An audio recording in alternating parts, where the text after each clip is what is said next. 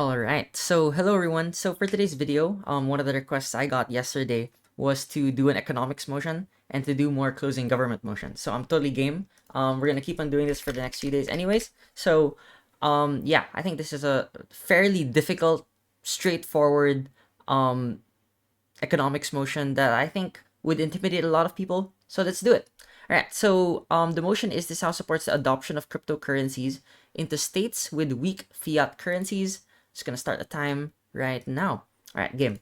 So I think like just a few things that immediately pop up to mind if I were closing gov here is that I know that this debate would easily just boil down into like the hubble wobble of like, oh, crypto's good, crypto's bad. The usual arguments, crypto is like, it's more secure if you're defending it. It's not reliant on government oversight and control. And then opposition would talk about that, and government side would continue to say that like cryptocurrencies are getting better, they're becoming more popular. There's more states that are making it more stable because they're adopting it in larger countries because it's more digitized, etc., etc. And then opposition would probably like discuss like just a lot of the reasons as to why cryptocurrency is volatile, which by the way are quite persuasive even until now, even in 2024, which include the like massive failures of different banks that have tried to adopt cryptocurrencies, or even just startups in crypto that have been affiliated with all of the controversies of crypto, which not only include like the scams, but also organized crime, etc., etc. So like it's quite easy for opposition to just say and list all of the reasons as to why cryptocurrency is not popular, why people will not support it. It's not gonna be like trustworthy, and therefore it's gonna fail in these types of states. So I think closing gov is an exceptionally difficult position for a motion like this, particularly since like you have so much to deal with and address. If opposition just goes in, spams all those problems. So when I'm thinking about this motion, immediately I know the easiest way to resolve these problems is to and these are the goals I want to write down in my paper right now. Is I want to unpack what the comparative of op really is, and why an over reliance on attempting to prop up and support your weak fiat currency does more harm than good. So I want to do this because I think that it's not only to really move the debate away, like just in terms of like a perceptive level, just like whether crypto is good or bad, but I want to really force opposition to defend something and make it clear as to why this strategy is unsustainable. And then when this pocket of opportunity comes in, right, I've shown what the vulnerability is. I will tie this vulnerability to why the adoption of cryptocurrency becomes necessary, and why crypto is the only type of financial asset that is able to fill in this gap of the economic crisis that is happening in this type of country. And so I think what I would do is I would make a process centered argument, or a process centered extension. I would say that the sorry, I don't even need to type the actual script. I would say the adoption of cryptocurrencies, the process of adopting cryptocurrencies will restore trust um in the state, and also bring in foreign investment. So I know that that's my end goal. I want to make a process centered argument that resolves the problem of trying to prop up a weak fiat currency.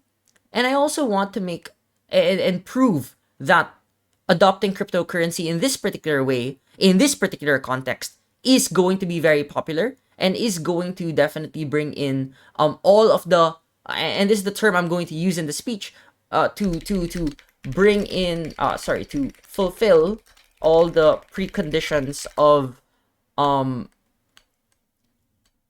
of economic recovery that op assumes can happen only with weak fiat currency. So I hope you understand what I'm trying to do here. uh, opposition Opposition's economic recovery, right? Whenever they criticize cryptocurrency, they're dependent on an implicit comparative. The implicit comparative that a weak fiat currency is able to prop up itself by the state. I'm going to say that is a self-fulfilling prophecy that is doomed for failure. And I'm going to explain that it's going to be much worse on their model. So let's try and like bring in some threads of analysis that I would probably discuss during prep time here. I guess now is a great opportunity to just elaborate on what it means to have a weak fiat currency. A weak fiat currency is not just like you have a currency that is volatile and is very very like low in value, like it doesn't trade against other currencies, but it quite likely means that this currency is not strongly traded in the international market, which is to say that it's not it is indicative of weak economic productivity in the country in terms of like, exporting those products to other nations, and that currency being traded with other countries because they don't believe that this currency is viable, but they also believe that the economic products from this country are also not viable. But the weak fiat currency is also a symptom of significant financial mismanagement in your country, which is to say that the I think I would be very explicit here. The dollar reserves of this country are likely quite weak, which means that the financial market or the financial system of this country is at a very, very vulnerable state, which is that you cannot trade this currency for other currencies because it's very, very expensive. Those other countries don't want to take in your currency. They don't want to trade for it because they know that future trade with you is not viable as a consequence of the compounding reasons of not having this trade. Yeah, that's a baseline definition that I know that I could play around with, but right now that's not the extension yet. I'd only bring in this analysis only to the extent that I can exploit opposition's comparative, which is, and then now I could go right into it right now. I would say the following. What does opposition likely have to do in order to address this crisis? This crisis of a weak fiat currency. Because on both sides of the house, it is already quite likely that other countries do not want to invest. They don't trade in your currency. They don't. Other countries do not invest in your country, which means your state does not have foreign reserves, etc. This means that opposition is unlikely to be successful in the way in which it might save its own currency in the following ways. So number one, an economic bailout or economic financial bailout is quite unlikely. I might want to insert some XYZ reasons here that are reliant on the ones that I mentioned earlier. The central bank is incapacitated, which just means that the central bank has no credibility to conduct open market operations, which is just to mean that like it cannot lend money, it cannot lend money, it cannot borrow money, and it also means that it's quite difficult to like recall money or to conduct other policies like print out more money, because of how volatile the weak fiat currency already is. So basically the central bank is not credible and monetary policy is ineffective. in addressing the crisis. And it also means that it is more likely that the state would be forced to conduct austerity measures, which are quite devastating and might worsen the existing state of the nation. Now, I think this is quite definitely like this is the most controversial part of the argument. Opposition might go hardline and say austerity is good, XYZ. But I want to make the argument that like a weak fiat currency alone does not create the conditions that justify the state becoming more productive. And austerity alone creates short-term, cycles of panic and short-term cycles of panic um and distrust in the government, which does not create a productive environment for future economic trade. So it's quite clear here that like I think this is the most important thing I'd want to elaborate on later. I want and tied to this is like, we know that the government cannot operate financially. The government will also fail in terms of like fiscally. So monetarily, fiscally, it has already been put in the back door, and in the trenches. And so now we want to explain that. So the framing at the end of this entire part of the extension, what is the framing? The framing is that what we need is an immediate outpour of investment that does not rely on the internal dynamics of the government, and furthermore does not necessitate austerity in this specific way, because we need to promote economic or artificial economic growth that does not depend on the trade of the weak fiat currency. And then now I would talk about cryptocurrencies. I think this I want to be emphasized here, right? This framing, even though we haven't really talked about cryptocurrency yet, is the most crucial thing in my opinion. It's quite crucial because it's the only way to destroy opposition's criticisms in the first place. And then try and supersede this trust and volatility argument, right? You can embrace the fact that cryptocurrency is now volatile. You can embrace the fact that cryptocurrency doesn't depend on the government, and you can embrace the fact that cryptocurrency is likely going to be the only external means to conduct and justify a bailout, right? So this is what I would say. A bailout is only reasonably possible if we do it with currencies that are traded with other international exchanges and with larger countries that are highly technologically developed.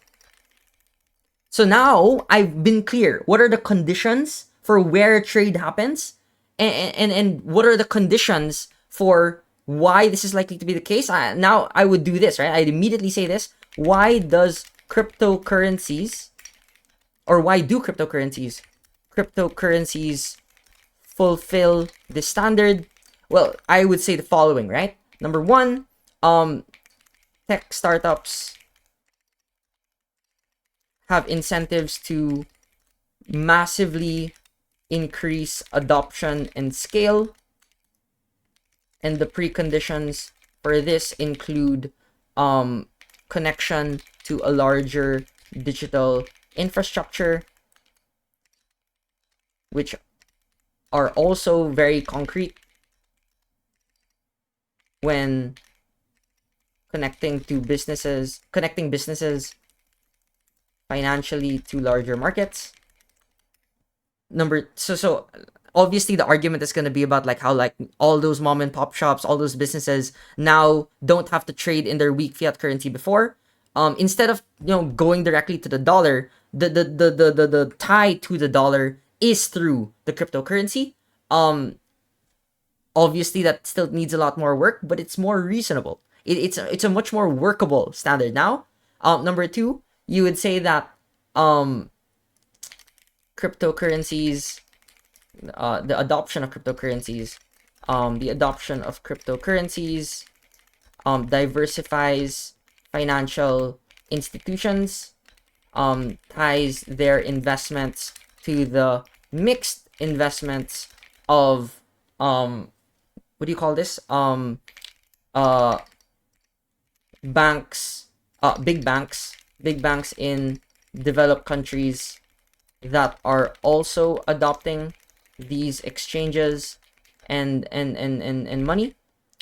Um, and this is also like it's tied to an increasing trend in international and domestic